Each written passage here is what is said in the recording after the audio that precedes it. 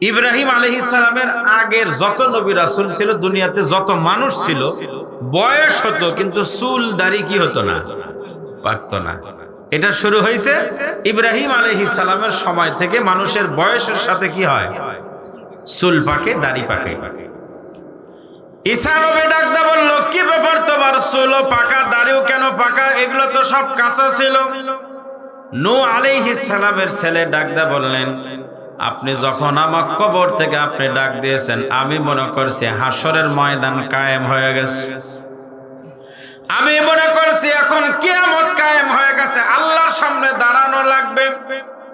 আমি চিন্তা করেছি জীবনে তেমন কোনো আমল নাই, আল্লাহর সামনে কি আমল নিয়ে দাঁড়াবো, আল্লাহর সামনে কি নিয়ে দাঁড়াবো, কেমনে নাজাত পাবো? এই টেনশনের কারণে আমার মাথার চুল এবং দাড়ি পেকে গেছে। একজন নবীর ছেলের টেনশন হলো এত, আমার আর আপনার টেনশন আছে? এত নাই। আমরা মনে করি হ্যাঁ যাওয়াই যাবে। নবীর ছেলের এত টেনশন যে টেনশনে কাঁচা দাড়ি কাঁচা চুল পেকে গেল। আমি যে আলোচনায় ছিলাম, আল্লাহ জান্নাতের মধ্যে মাহফিল করবেন, দাউদ নবীকে ডাকতে বলবেন, দাউদ আসো, আবার জান্নাতি বান্দাদের সামনে কোরআন তেলাওয়াত করে শোনাও। আল্লাহ এত নবী রাসূল থাকতে আল্লাহ কেন দাউদ নবীকে বলবেন? এর পিছনে কারণ হলো, দাউদ নবীকে আল্লাহ পাক অন্য নবীকে যেমন মুআজিজা দিয়েছিলেন, মুসা নবীর মুআজিজা আলাদা, ঈসা নবীর মুআজিজা আলাদা। দাউদ নবীর মুআজিজা ছিল, দাউদ নবী যখন কোন লোহা হাতের মধ্যে নিত, ওই লোহাটা সঙ্গে সঙ্গে মোমের মতো নরম হয়ে যাইত। ওনার হাত দিয়ে উনি যা মন চায় তাই বানাইতে পারতেন। কুড়াল বানান, কোদাল বানান, যা মন চায় দা বানাইতেন, কোনো কামারের কাছে যাওয়া লাগতো না। এটা ছিল ঈসা নবীর একটা মুআজিজা। 2 নাম্বার মুআজিজা হলো আল্লাহ, এটা হলো দাউদ নবীর মুআজিজা। 2 নাম্বার মুআজিজা হলো দাউদ নবীকে আল্লাহ পাক সুন্দর একটা কণ্ঠ দিয়েছিলেন। দাউদ নবীর উপরে আল্লাহ একটা কিতাব নাজিল করেছিলেন, কিতাবের নাম হলো জাবুর কিতাব। যারা বলেন কোন কিতাব? এই জাবুর কিতাব হলো একটা ছন্দমালার একটা কিতাব। এই কিতাবটা যখন দাউদ নবী তেলাওয়াত করতেন, দাউদ নবীর বাড়িটা ছিল সাগরের ধারে। সাগরের মাছ যখন শুনতে পায় তো দাউদ নবীর কণ্ঠের তেলাওয়াত, সমুদ্রের মাছগুলো দাউদ নবীর বাড়ির চতুর্পাশ দিয়ে ঘেরাও করে নিত। আসমান দিয়ে পাখি উড়ে যায়, আসমানের পাখি যখন শুনতে পায় দাউদ নবীর তেলাওয়াত, সঙ্গে সঙ্গে আসমানের মধ্যেই থেমে যায়। একটাবার চিন্তা করে দেখেন তো, তাহলে দাউদ নবীর কণ্ঠ ভালো না খারাপ? মাছ পাগল, আকাশের পাখিরা পর্যন্ত পাগল। আল্লাহ ডাকতে বলবেন, দাউদ আমি তোমাকে যে সুন্দর একটা কণ্ঠ দিয়েছিলাম, ওই কণ্ঠ দিয়ে আমার জান্নাতি বান্দাদের সামনে কোরআন তেলাওয়াত করে শোনাও। এবার জান্নাতে আমার আপনার সামনে দাউদ নবী তেলাওয়াত করবেন, ইয়া আইয়ুহাল মুযাম্মিল কুমিল লাইলা ইল্লা ক্বালিলা নিসফাহু আও ইনকুস মিনহু ক্বালিলা। আল্লাহু আকবার, যারা বলেন। এত চমৎকার কণ্ঠের তেলাওয়াত শুনে জান্নাতীরা ছটফট করা শুরু করবে। জান্নাতীরা পাগলের মতো ছটফট করতে লাগবে, লাফানো শুরু করবে।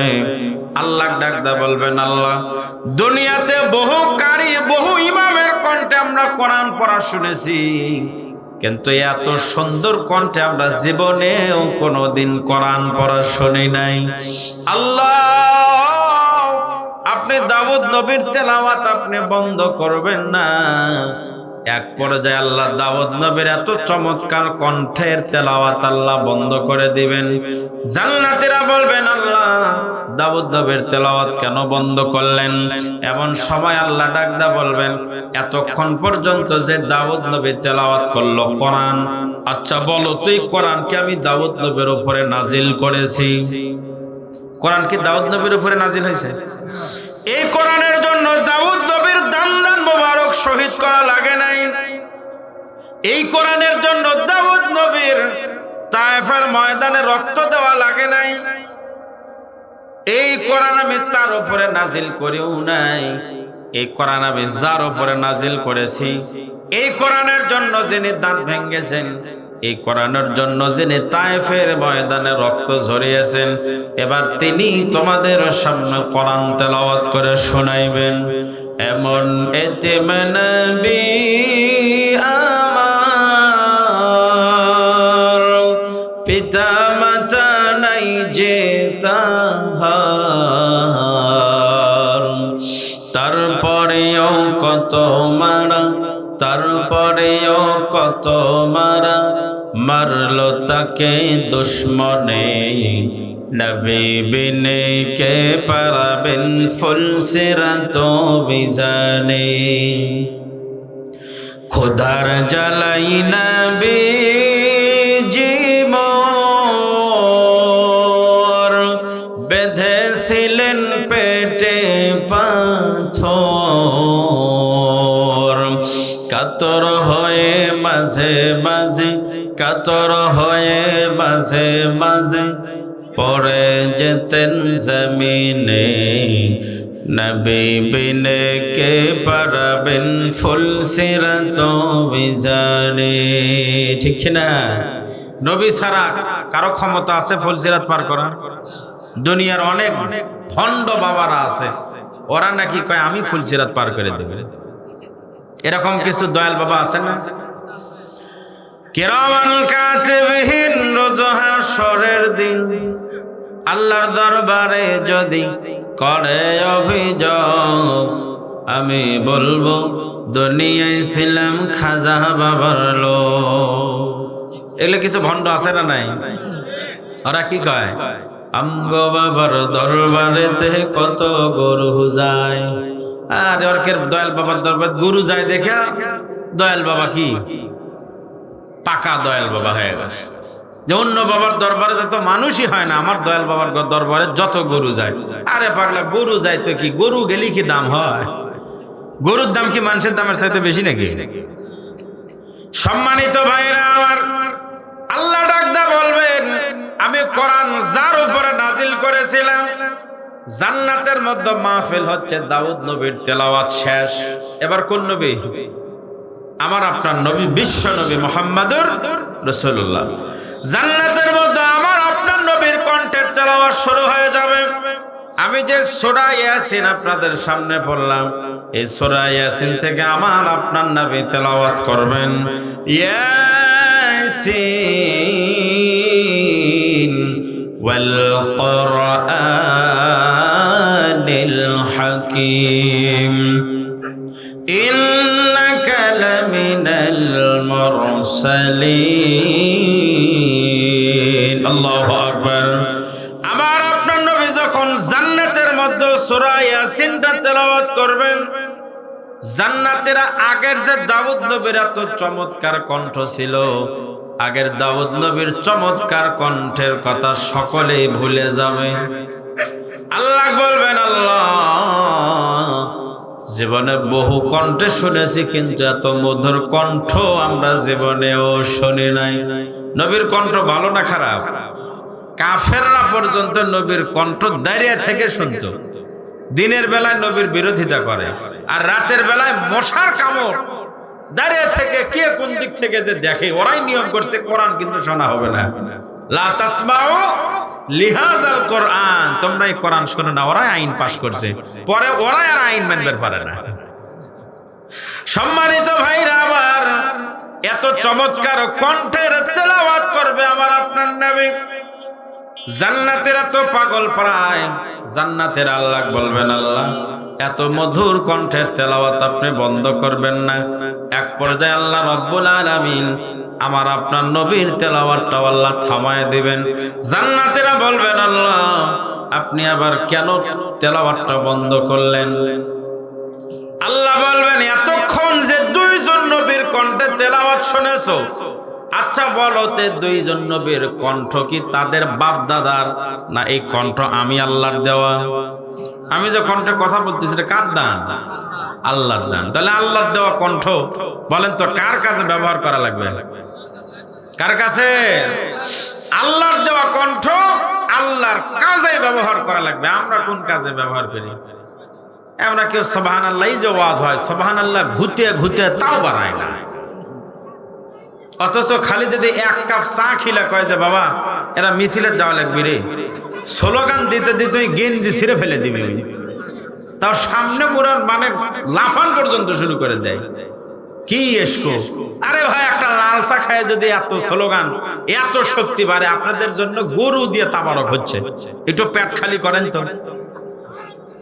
এটা তাকবীর দেন, লিল্লাহে তাকবীর। শক্তি আসছে না, হাত তুলেন সবাই, সকলে হাত তুলেন, হাত তুলেন। লিল্লাহে তাকবীর, লিল্লাহে তাকবীর। আল কোরআনের আলো, কোরআন হাদিস যেখানে, সুদ ঘুষ যেখানে, দুনিয়ার মুসলিম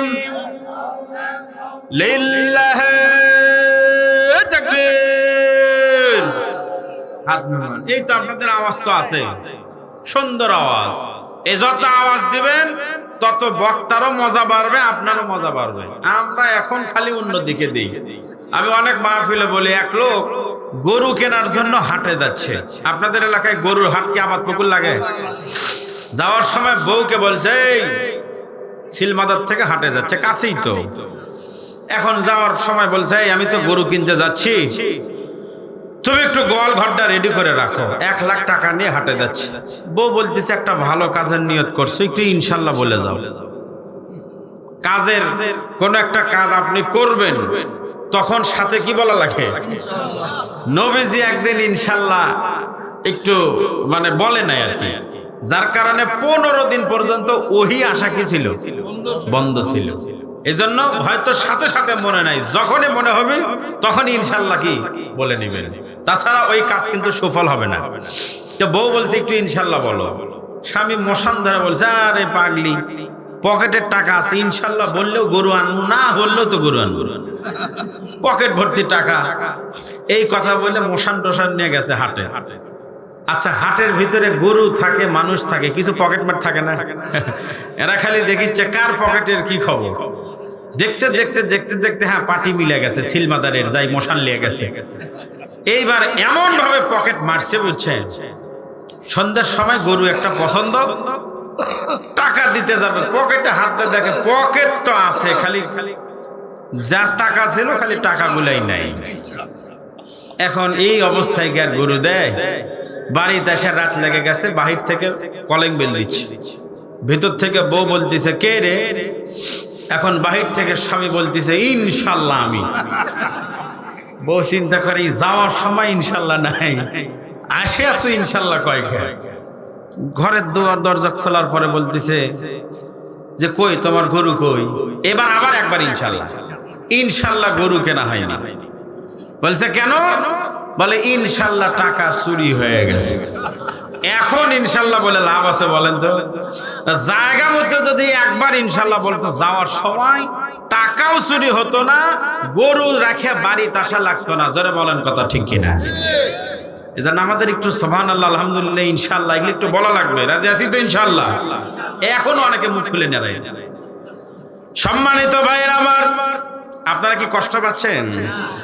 জান্নাতের মধ্যে আল্লাহ রাব্বুল আলামিন বলবেন এতক্ষণ পর্যন্ত যে 2 জন নবীর কণ্ঠের তেলাওয়াত শুনেছো, এই 2টা কণ্ঠ তাদের না, এই 2টা কণ্ঠ আমি আল্লাহর দেওয়া।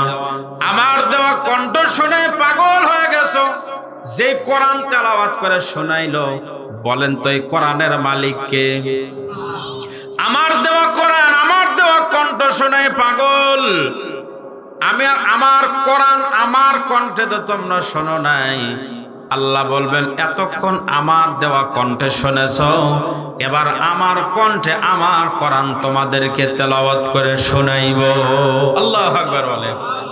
আল্লাহর তেলাওয়াত কেমন লাগবে একটাবার চিন্তা করেন, একটাবার একটু ভাবেন। আল্লাহর তেলাওয়াত করতেছে আর আপনি সেই মাহফিলের সেই মজমার আপনি একজন শ্রোতা হিসাবে বসে আছেন।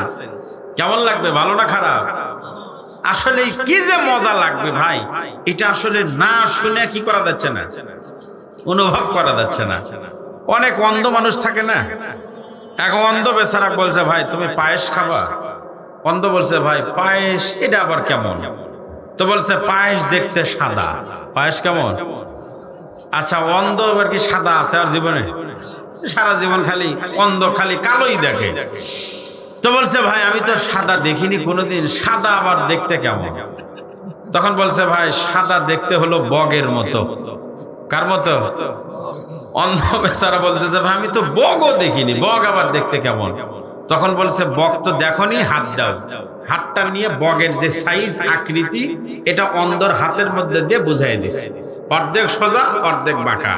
তখন অন্ধ বলতেছে ভাই আসলে আমার পায়েস খাওয়া যাবে না, কারণ পায়েস দেখতে যেহেতু বগের মতো আর বগের যেহেতু অর্ধেক সোজা অর্ধেক বাঁকা, তাহলে এই পায়েস খালে অর্ধেক যাওয়ার পর আমার গলায় বাজে যাবে। আচ্ছা বলেন তো কি পায়েসের স্বাদ বুঝলো? কে রে বাবা একটা বার খালি খাইয়া দেখ স্বাদ কাকে বলে। আপনাদের ভিটির সাইজে স্বাদ আমি ভুলবেরই পারিছি না, কয়েকদিন আগে খাইয়ে গেছি। 10 টাকাতে 1 গিলাস ভরে চা দেয় পারে। এই চা না খেলে বুঝতে পারবি না, যতই গল্প করি না খেলে বোঝা যায় না কাঁচামরিচ ঝাল না মিষ্টি না খেলে বোঝা যাবে নাকি? এজন্য আল্লাহর তেলাওয়াতটা কেমন যে লাগবে এটা না শুনে কি করা যাচ্ছে না। আল্লাহর দেওয়া কণ্ঠই যে মধুর হয়। আমেরিকায় একটা কনফারেন্স হয়েছিল, কনফারেন্সটা হলো সর্বদলীয় কনফারেন্স। ওখানে সারা পৃথিবীর সমস্ত ধর্মগ্রন্থ থেকে একজন করে ধর্মগুরু দাওয়াত করছে। ওই সময় বাংলাদেশের ক্ষমতায় ছিল এই আমাদের রংপুরের এরশাদ চাচা।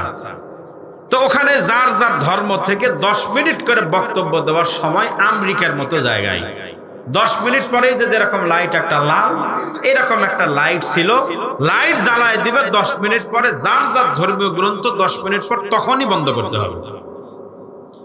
ওই মজমার মধ্যে মুসলমানদের পক্ষ থেকেও একজনকে দাওয়াত করা হলো, যার নাম হলো কারি আব্দুল বাসেত রহিমাহুল্লাহ। সকলে পড়ি আমিন। কারি আব্দুল বাসেতকে দাওয়াত করা হলো। মাত্র 10 মিনিট সময়, যত পৃথিবীতে ধর্ম আছে যার যার ধর্ম থেকে মাত্র 10 মিনিট সময় পাবে। 10 মিনিট পরে মাইকের সুইচটা বন্ধ করে দিবে। বিচারক মণ্ডলীদের ডানে বামে অনেকগুলাই আছে। এবার কারি আব্দুল বাসেদের নামটা ঘোষণা হলো শেষের দিকে। হিন্দুদের মধ্য থেকে একজন গীতা নিয়ে আসলো। 10 মিনিট পরে গীতা পড়া বন্ধ হয়ে গেল। এভাবে সকলেই যার যার ধর্মগ্রন্থ থেকে যার যার মতো করে 10 মিনিট করে বলে, 10 মিনিট পর বন্ধ করে দেয়। মুসলমানদের পক্ষ থেকে যখন কারি বাসেদের নামটা ঘোষণা করা হলো, কারি আব্দুল বাসেদ স্টেজের মধ্যে চলে গেলেন। কারি আব্দুল বাসেদ কারি সাহেবদের একটা বিষয় খেয়াল করবেন, কারি সাহেবরা বসেই কোনোদিন তেলাওয়াত শুরু করে না, একটু রেডি হওয়ার একটা ব্যাপার আছে। কারি সাহেবরা বসার পরে দেখবেন আগে গোছ গাছ এগুলো সব ঠিকঠাক করা শুরু করে। তো কারি আব্দুল বাসেদ ঠিকঠাক করতেছে। এখন অনেক মুসলমানও ছিল, তারা বলতেছে এটা কোন হুজুরের দাওয়াত করলো রে? এই হুজুরের তো সময় সম্পর্কে কি নাই, সময় হলো মাত্র 10 মিনিট, তাও আমেরিকায় যেখানে মুসলমানের মানে এক কথা ওই সময় মুসলমান যে আছে এটা মনেই করে না। আর মুসলমানদের আবার ধর্ম আছে, ওরা তখন মুসলমানের ধর্মই মনে করে না। কারি আব্দুল বাসেদ স্টেজের মধ্যে বসে রেডি হওয়া শুরু করলেন। 1 মিনিট 10 মিনিটের 1 মিনিট পার হয়ে গেল, আছে আর 9 মিনিট। এবার মনে করছে এবার মনে হয় কারি বাসেদ তেলাওয়াত শুরু করবেন, কিন্তু না, 1 মিনিট পার হয়ে গেল, এরপরেও কোরআন তেলাওয়াত শুরু হলো না। এবার দ্বিতীয় মিনিট চলে। কারি আব্দুল বাসেদ এবার কানের মধ্যে হাত দিছে, মশান এবার একটু কি কাছাকাছি, কানের মধ্যে হাত দিয়ে তেলাওয়াত শুরু করবেন। ওই যে হা করে যে নিঃশ্বাস নিছে, ওরা সব তাকে আছে মুসলমানরা, কেন শুরু হয় না কেন? 1 মিনিট যাবৎ খালি নিঃশ্বাসই নিছে। হুন্ডার মধ্যে যেরকম পেট্রোল ঢুকায়, কারি আব্দুল বাসেদ খালি নিঃশ্বাসই নিচ্ছে। মুসলমান যারা ছিল তারা চিন্তা করলো মনে হয় আগে ভাগে বাইর হয় ভালো, কারণ পরে যদি মানে বেইজ্জতি হওয়া লাগে তাহলে বিপদ না। যারা 5 আগস্টের আগে ওই পার গেছে ওরা ভালোই গেছে, ওরা এখন খুব আরামে ঠ্যাংয়ের উপর ঠ্যাং তুলে খাচ্ছে। আর যারা 5 আগস্টে পাওয়ার পরে যারা পলা ব্যবসা আছে এরা খালি যায় আর আটকে, কারেন্ট জালের জিঙ্গা এখানে মাছ সাপ আটকে। এই কিছু এরা 5 আগস্টের পর খালি বিমানবন্দরে গেছে আর আটকে, গেছে আর আটকে। তার মধ্যে আমাকে একটা এই এলাকার কৃতি সন্তানও ছিল, সেটা হলো মিস্টার পলক, যাই আমাকে নেট বন্ধ করে দিয়ে 14 দিন পর্যন্ত অন্ধকারের মধ্যে রাখছিল। যারা বলেন কথা ঠিক কিনা? সম্মানিত ভাইরা আমার, মুসলমানরাও চিন্তা করলো, মুসলমানরা ভাবলো ইজ্জত সম্মান থাকতে মনে হয় বের হওয়া ভালো, কিন্তু পাশে থেকে বলল দেখি এইবার কি করে। 2 মিনিট পরে কারি আব্দুল বাসেত তেলাওয়াত শুরু করলেন। আহারে এত মধুর কণ্ঠের তেলাওয়াত, যে লোকটা 10 মিনিট পরে লাইটটা জ্বালায় দিবে খবর নাই, হা করে তাকায় কোরআন তেলাওয়াত শুনে। যে লোকটা 10 মিনিট পরে মাইকের সুইচ বন্ধ করে দিবে খবর নাই, তাকায় আছে, ফেল করে তাকায় আছে। বিচারক মণ্ডলী যারা ছিল কারি আব্দুল বাসেদের তেলাওয়াত শুনতেছে, হাতের মধ্য থেকে কলমগুলো কখন জানি নিচে পড়ে গেছে বুঝতেই পারে নাই। আল্লাহু আকবার বলেন। এত মধুর কণ্ঠের তেলাওয়াত কারি আব্দুল বাসেত তেলাওয়াত করতে করতে যখন তেলাওয়াতটা শেষ করলেন, সাদাকাল্লাহুল আযীম, তেলাওয়াতটা যখন শেষ করলেন সবাই মনে করছে মনে হয় 10 মিনিট হলো। ঘড়ির কাঁটার দিক তাকায় দেখে কিসের 10 মিনিট, 2 ঘন্টা সময় পার হয়ে গেছে, কেউ বুঝতে পারে না। কারি আব্দুল বাসেদের তেলাওয়াত শেষ করে কারি আব্দুল বাসেদ নেমে যাবেন স্টেজ থেকে। ওই মজবার মধ্যে সমস্ত ধর্মের মানুষ ছিল, কাফেররা পর্যন্ত ডাকদা বলল কারি সাহেব কই যান? কারি সাহেব বলে আমার তো 10 মিনিট শেষ। কারি আব্দুল বাসেদকে বলা হলো আপনি যাবেন না, মুসলমানদের ধর্মীয় গ্রন্থ আল কোরআন যে এত ভালো, মুসলমানদের ধর্মীয় গ্রন্থ শুনতে যে এত মজার, আমরা আগে কোনোদিন আমরা বুঝতে পারি নাই। মুসলমানদের ধর্মীয় গ্রন্থ এত ভালো লেগেছে, অন্যান্য যত ধর্মীয় গ্রন্থ থেকে আমরা শুনেছি আমাদের কাছে 10 মিনিট মনে হয়েছে 2 ঘন্টা, কিন্তু আপনি 2 ঘন্টা শোনাইলেন, আমাদের মনে হয়েছে হলো 10 মিনিট। একটা বার চিন্তা করেন, কোরআন শুনতে যদি এত ভালো লাগে, এই কোরআন দিয়ে যখন সমাজ রাষ্ট্র পরিচালনা হবে তখন কি খারাপ লাগবে? এই কোরআন শুনতে এত ভালো লাগে, আপনারা কোরআন শুনতেছেন, বিরক্ত লাগতেছে আপনাদের? তাহলে এই কোরআন শুনতে এত ভালো, এই কোরআন পড়তে এত ভালো লাগে, এই কোরআন পড়তে ভালো লাগে না? এই বাংলাদেশে যত গান আছে, একটা গান সর্বোচ্চ কয় বছর মার্কেট পায় বলেন তো? 1 বছর। আমি 5 বছরই ধরলাম, 5 বছর। আপনার একটা গান খুবই ভালো লাগছে, আচ্ছা 5 বছরে আপনি না হয় 5000 বাড়ি শোনেন, আচ্ছা এরপরে কি ভালো লাগবে আপনার? আমাদের দাদাদের যখন জামানা ছিল ওই সময় যেগুলা গান চলতো ওগুলো কি এখন আর চলবে? এখনকার ইয়াং জেনারেশনে লাগে দেন তো, ওগুলা শুনবে, ওরা শুনবে ওগুলা গান? আমি তো শুনছি ওই সময়। আমি কি তোরা ছিলাম না রে জরিনা, আমি কি তোরা ছিলাম না, এগুলা আগে সারা রাত সকিনা জরিনা শুনে কি মজা লাগিছিল। এগুলা দাদার যুগ শেষ হলো, আর সকিনা জরিনা আছে? ওই সময় গান নামালো আকাশেতে লক্ষ তারা চাঁদ কিন্তু একটাই, সেই চলল। কিছুদিন আগে গান নামাইলো ভুবন বাদ্যকর, কাঁচা বাদাম দাদা কাঁচা বাদাম। হাইরে যেখানেই যান, আবাদ পুকুর যান আর রানীনগর আর নওগাঁ যান, একই গান কাঁচা বাদাম। হিরো আলম পর্যন্ত ছাড়ল না। তাহলে একটা কাঁচা বাদাম সব জায়গায় মার্কেট পাইলো, এখন আর কাঁচা বাদাম যায় গান কাছে আর ভাতই পাচ্ছে না। গান চলো তো দূরের কথা, ওরই আজকে সংসার চলে না, জীবন যায় যায় ভাব। তাহলে একটা গানে এই যে 5 বছর 2 বছর পর চলে যায়, এই যে কোরআন আপনাদের সামনে, কোরআনের বয়স কতদিন? 1500 বছর। কয় হাজার বছর? 1500 বছর। এখানে আপনার বয়স কত চাচা? 85। মানে ইংলিশ করলো, মাল শক্তি আছে চাচা। 85 85 বছর। এই 85 বছরে যতদিন মসজিদে যায় বলেন তো সূরা ফাতিহা আগে শোনে না পরে শোনে? সমস্ত নামাজে আগে কি করে?